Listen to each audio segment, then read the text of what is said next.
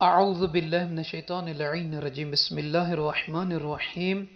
رب اشرح لی صدری ویسر لی امری واحلل عقدۃ من لسانی یفقهوا قولی اللہم صلی علی محمد وآل محمد۔ سامعین عزیز مومنین مومنات، دعا ہے پروردگار عالم آپ تمام مومنین مومنات کو ہر قسم کی آفات و بلیات و نحوسات اور تمام امراض سے محفوظ رکھے، اور یہ 2022 آپ تمام مومنین مومنات کے لیے بہتر قرار دے، آمین یا رب العالمین۔ سامعین عزیز، آج اس ویڈیو میں ایک ایسی دعا کہ جو خصوصی طور پر شفا یابی کے لیے اور درد و تکلیف سے بچنے کے لیے ہے، وہ آپ کی مبارک سماعتوں تک بیان کرنا ہے۔ اکثر اوقات یہی مومنین مومنات سے سنتے ہیں، کوئی ایسی دعا بتائیں، کوئی ایسا وظیفہ ذکر بتائیں جس سے ہماری بیماریاں ختم ہو جائیں، ہمارے جسم میں جو درد اور تکالیف ہیں وہ ختم ہو جائیں۔ بے عین ہی اسی طریقے سے ایک شخص جناب ابن عباس رضی اللہ تعالی عنہ فرماتے ہیں کہ امیر المومنین علی ابن ابی طالب علیہ السلام کی خدمت مبارک میں ہم بیٹھے تھے کہ ایک شخص آیا جس کے چہرے کا رنگ تبدیل ہوا تھا۔ اس نے آ کر مولا امام علی علیہ السلام سے کہا، مولا میں مختلف بیماریوں میں گھر گیا ہوں، جسم میں درد رہتا ہے، لہٰذا مجھے کوئی ایسی دعا عنایت فرمائیں جس سے میں صحت مند ہو جاؤں۔ تو اس وقت جناب عباس کہتے ہیں مولا کائنات علی ابن ابی طالب علیہ السلام نے فرمایا، یہ دعا جبرائیل علیہ السلام نے جناب رسول خدا صلی اللہ علیہ وآلہ وسلم کو بتائی تھی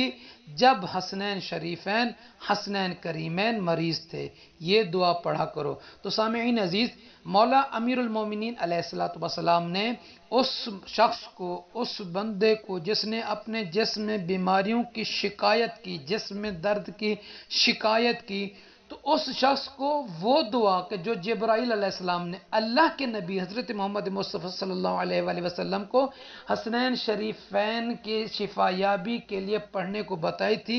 وہ دعا مولا امیر المومنین علیہ السلام نے اس شخص کو بیان فرمائی ہے۔ تو لہٰذا مومنین مومنات میں سے جو بھی شخص مریض ہو،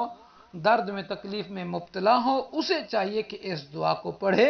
انشاءاللہ تعالی پنجتن پاک علیہ الصلاۃ والسلام کے صدقے میں اللہ تعالیٰ اسے بیماریوں سے شفا عطا فرمائے گا اور درد اور تکلیف اس کے جسم سے ختم فرمائے گا۔ وہ دعا کون سی ہے؟ وہ دعا یہ ہے، الہی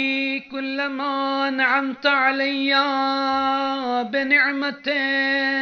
قل لک عندها شکری وكلما ابتليتني ببلية قل عندها صبري فيا من قل شكري عند نعمه فلم يحرمني ويا من قل صبري عند بلائه فلم يخذلني ويا من رآني على الخطايا فلم يفضحني ويا من رآني على المعاصي فلم يعاقبني عليها صل على محمد وآل محمد واغفر لي ذنبي واشفني من مرضي إنك على كل شيء قدير۔